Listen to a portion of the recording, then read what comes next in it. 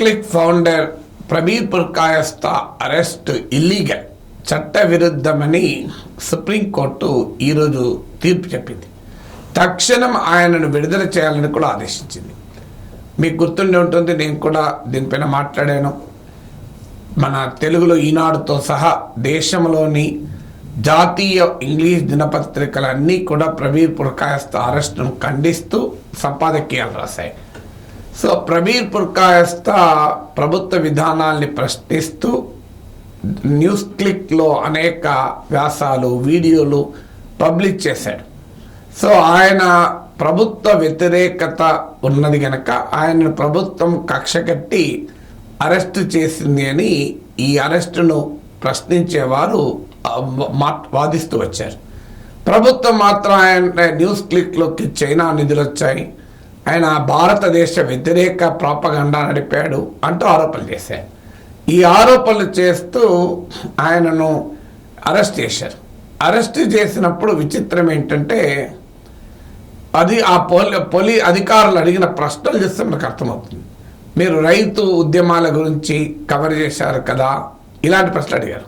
So రైతు ఉద్యమాల గురించి కవర్ చేయడం దేశద్రోహం కాదు, చైనా ప్రాపగండా కాదు. సో అడిగిన ప్రశ్నలోమో ప్రజా ఉద్యమాల గురించి మీరు ఎందుకు కవర్ చేశారు, ఏం కవర్ చేశారని అడిగారు. సో ఆరోపణమో చైనా నిధులు వచ్చాయి, భారత వ్యతిరేక ప్రాపగండా. మన దేశంలో ఎన్నికల సమయంలో చూస్తున్నాం, ప్రభుత్వాన్ని ప్రశ్నించే వారంతా దేశద్రోహులు. నిన్న మోడీ ఒక ఇంటర్వ్యూలో చెప్పాడు, నాకు భారతీయులైతే నాకు ఓట్లేస్తారు అంటే మోడీకి ఓటేయకపోతే భారతీయులే కారు. ఇది ఈ రకమైన వైఖరి తీసుకుంటూ వస్తున్నారు. అందువల్ల ప్రభుత్వాన్ని ప్రశ్నించేటువంటి పాత్రికేయుల్ని తీవ్రవాదులకు అనుకూలమనో, చైనాకు అనుకూలమనో, పాకిస్తాన్కు అనుకూలమనో ఆరోపణలు చేయడం ప్రభుత్వానికి సరిపాటి కూడా అయింది. అలాంటి ఆరోపణలపైన Prabir Purkayastha unlawful activities prevention act అంటే తీవ్రవాద కార్యకలాపాలను నిరోధించడానికి తీసుకొచ్చినటువంటి చట్టం ఆధారంగా అరెస్ట్ చేశారు. అయితే అరెస్ట్ చేసినప్పుడు ఏ కారణాల రీత్యా అరెస్ట్ చేశారు అనేది గ్రౌండ్స్ ఆఫ్ అరెస్ట్ను అరెస్ట్ అవుతున్న వ్యక్తికి ఆయన లాయర్కు అందజేయాలి. అందజేయకుండా అరెస్ట్ చేశారు. ఇప్పుడు అరెస్ట్ చేసి రిమాండ్కి పంపారు, ఛార్జ్ షీట్ కూడా దాఖలు చేశారు.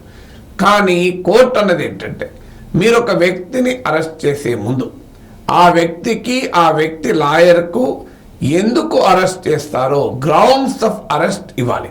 ప్రబీర్ పుర్కాయస్థను అరెస్ట్ చేశారు కానీ ఎందుకు అరెస్ట్ చేశారో కూడా చెప్పలేదు.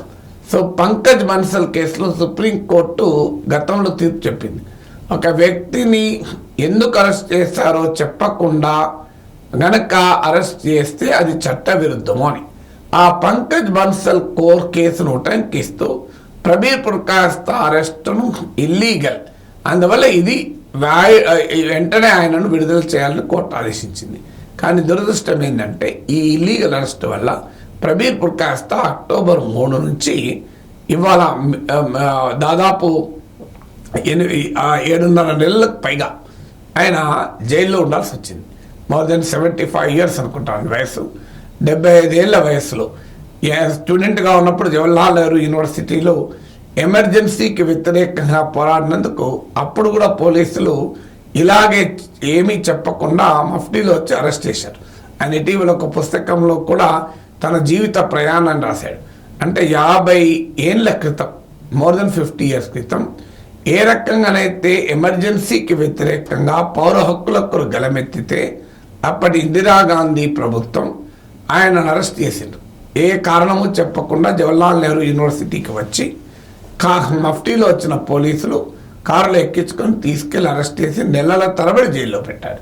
సరిగ్గా 50 ఏళ్ళ తర్వాత మళ్ళీ నరేంద్ర మోడీ ప్రభుత్వంలో కూడా కేంద్ర సంస్థల ఆదేశాల మేరకు ఇలాంటి ఆరోపణలు, ఏ కారణాల రీత్యా అరెస్ట్ చేస్తున్నారో కూడా చెప్పకుండా తీసుకెళ్ళిపోయారని ఆయన తన పుస్తకంలో రాశారు.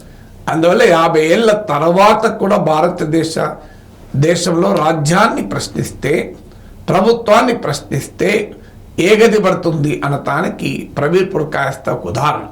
50 ఏళ్ళ తర్వాత పార్టీలు మారినా, పరిస్థితులు మారినా రాజ్యం ఎంత కర్కశంగా ఉంటుంది తనను ప్రశ్నించే వారి పట్ల అనేది ఇదొక ఉదాహరణ.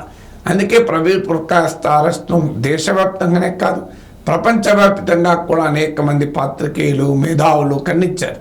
సో ఇప్పటి దేశ అత్యున్నత న్యాయస్థానం 7 నెలల తర్వాత అయినా ఆయన అరెస్టును చట్ట విరుద్ధమని ప్రకటించింది. మరి ఇలా చట్టవిరుద్ధంగా అరెస్ట్ చేసిన అధికారులపైన ఏంటి పరిస్థితి? చట్టవిరుద్ధంగా 7 నెలల పాటు తన ఫండమెంటల్ రైట్ అయిన రైట్ టు లిబర్టీని కోల్పోయేందుకు మరి ప్రవీణ్ పురకాయస్థకు ఆ జీవితం మళ్ళీ ఇస్తారా? అంటే అందుకే ఈ దేశంలో ప్రవీణ్ పురకాయస్థ కింద 7 నెలల తర్వాత ఉపశమనం దొరికింది. ఏళ్ల తరబడి యుఏపిఏ చట్టం కింద తీవ్రవాదులకు సహకరించారనే ఆరోపణ మీదకి ఎలాంటి కారణము చెప్పకుండా అరెస్ట్ అయి ఏళ్ల తరబడి జైల్లో విచారణ లేకుండా మగ్గుతున్న వాళ్ళు చాలామంది ఉన్నారు. ఇది ప్రజాస్వామ్యానికి శ్రేయస్కరమా? ఒక్కసారి ఆలోచించండి.